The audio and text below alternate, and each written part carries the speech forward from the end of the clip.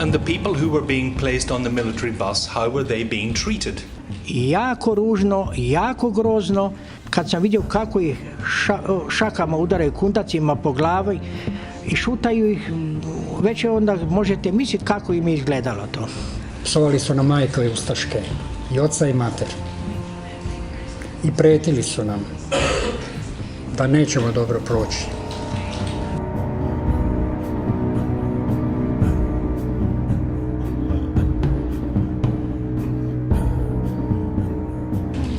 Jedan čovjek nas je dočekivao kad smo izlazili iz autobusa i džepario.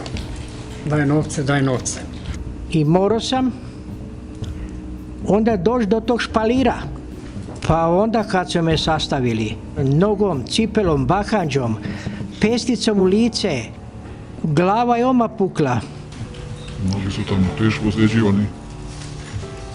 Tučeno je sa raznim predmetima, sa puškom, sa bejzbol palicama, sa drvenim štakama koje su koristili teži ranjenici. Ulazili su u hangar i ubili su Kemala i Samardži Damjana. Nogama su ga ubili, jednog i drugog.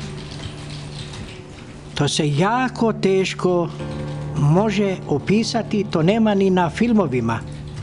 To je užas bilo, ta silna udaranja.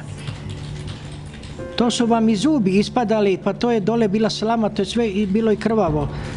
Ma to je, ne može se to tako tim riječima opisati.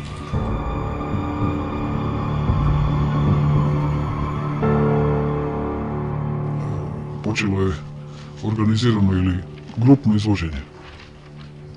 I te grupe su se formirale između 10 i 20 ljudi koji su poslagane u kolonu i izvođeni su van. I to je trajalo sve dok nisam i ja izveden.